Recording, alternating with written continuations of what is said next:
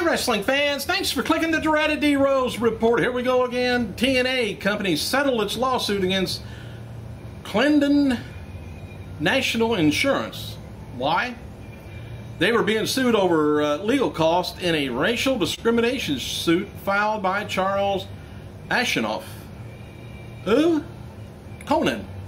In 2008, both matters have been settled out of court for an undisclosed amount of money. Come on, disclose it. Man. Beth Phoenix was, so apparently the suit was truthful and really did happen. Beth Phoenix was originally scheduled, I mentioned this last week, to win the WWE Diva title in her hometown of Buffalo, New York, Night of Champions.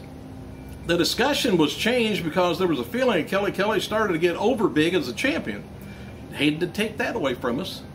And she has done a hell of a lot better than she did just years ago.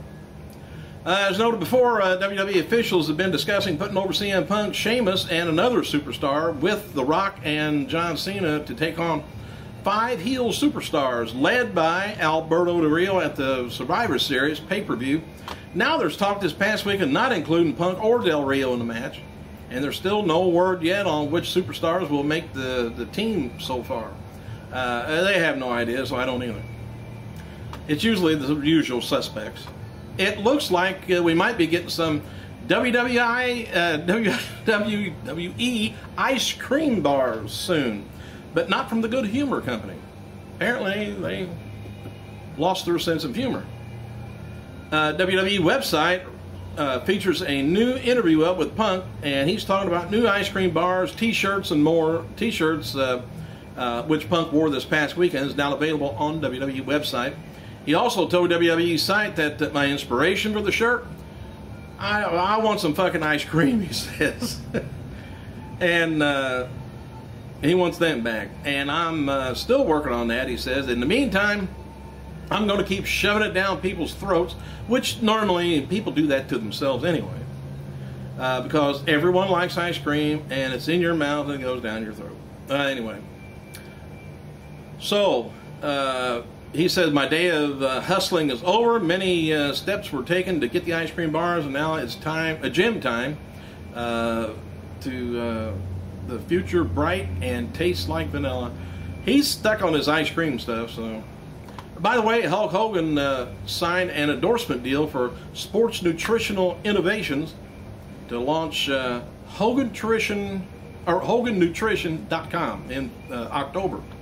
The site's going to be featuring thousands of products and top major brands, making it a one-stop shop for Hulkamaniacs can fill all their nutritional needs and end up getting old and can't hardly walk just like him. Many details are not known yet about TNA and their planning of the screen of Bound for Glory pay-per-view closed circuit deal in movie theaters. What they're trying to do is, a lot of people, I guess, don't have the cable hookups. And a lot of people are getting rid of their cable. And if you don't have cable hookups, you can't get the pay-per-view. So they're going to try and do them at movie theaters. And that's what WWE did at WrestleMania 1 and 2. It was closed-circuit television. You had to go to movie theaters and sit there and watch it on the screen, which was innovational back then. Anyway, they're going to try it. A local NBC affiliate in Knoxville, Tennessee did a story last night at TNA Wrestling Impact taping where the town that were in town. Anyway, Knoxville Coliseum officials claimed that the tapings were a sellout with 5,000 people. WWE chose not to air Edge Appreciation Night ceremonies from last week on WWE TV because it was going to be used now for Edge's DVD of the career of Edge that's going to be coming out in several months. Not for several months. The special guest at the ceremonies was even Rhino was there with Trish Stratus, and they were, talking about odds and ends stuff for the DVD. Regarding Steve Austin and Expendables 2, word is that he has not signed for the movie, but it was listed in some trade journals. Don't know why. Just kind of pushing their envelope a little bit too quick. Austin actually hasn't been contacted about doing the movie, and was aware of the publicity surrounding it, though. Matches taped for tonight's WWE Superstars is going to be Tyson Kidd taking on Ted DiBiase, Mason Ryan taking on Drew McIntyre, Alex Riley taking on Primo, Brodus Clay taking on Joey Gray or Johnny Garango, in case you know him by that name. Before losing to Trent Beretta in a dark match before Tuesday's SmackDown taping, FCW heavyweight champion Leo Cougar cut a heel promo and called himself the most decorated athlete in South African history. Which I thought that was me, but I'm probably wrong again. Hey, birthdays, let me get this out of the way real quick. Happy birthday to WCW Hall of Famer Ole Anderson, 69 years old. Two-time AWA champion, Pretty Boy Doug Summers. One-time IWGP heavyweight champion Bob Sapp, and former WWE and WCW wrestler Matt Weiss, better known as Horseshoe, or Lex. Remember Lex Luther Reigns? He was known as Horseshoe in the I don't know why in OVW. Also, today would have been the birthday of 8-time NWA Texas Heavyweight Champion Jolly Valentine, been 83. We lost a couple of people on this day also. The World Wrestling personalities on this day. Firstly, in 2004, four-time WWF hardcore champion Ray Traylor, or the Big Boss Man, died of a heart attack at just age 41, having completed his final WWE stint the year before. Secondly, in 2010, former WWF WCW wrestler George Gonzalez, or the Giant, also was El Gigante. He died of complications from diabetes in his hometown of Argentina. His health had been declining for years, and indeed, he had been on dialysis machine for the year leading up until his death. Two unique people.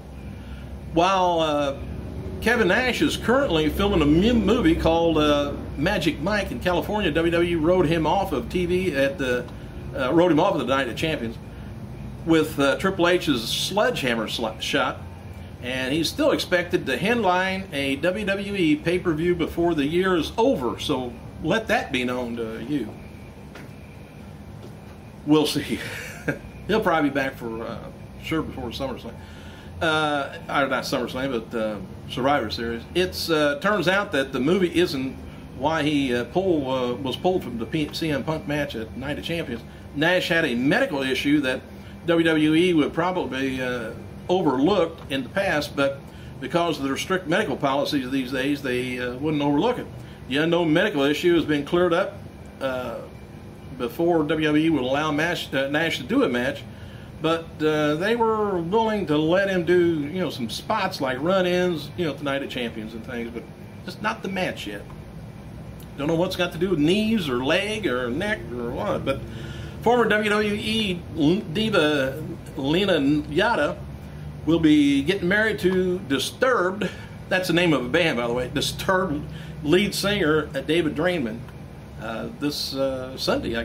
This coming Sunday, September 25th.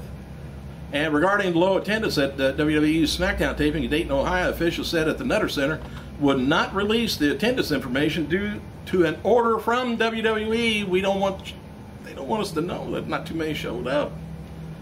It's said that WWE's putting the WWE title on John Cena at the Night of Champions was their response to the 2.71 Raw Super Show rating from the previous week.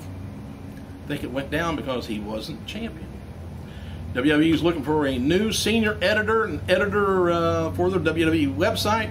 WWE Hall of Famer Roddy Piper is appearing at the 2010 Days of the Dead convention, Peachtree City, Georgia, on March 8th. For whatever reason, I don't know. I guess he's in the movie Day of the Dead. That's an old movie though. WWE's website has a new Where Are They Now up, and it's got to do with Billy Kidman that had been working in WWE for years down in developmental. So we already knew where he was, just had to ask somebody. Thanks for clicking, you guys. I gotta go.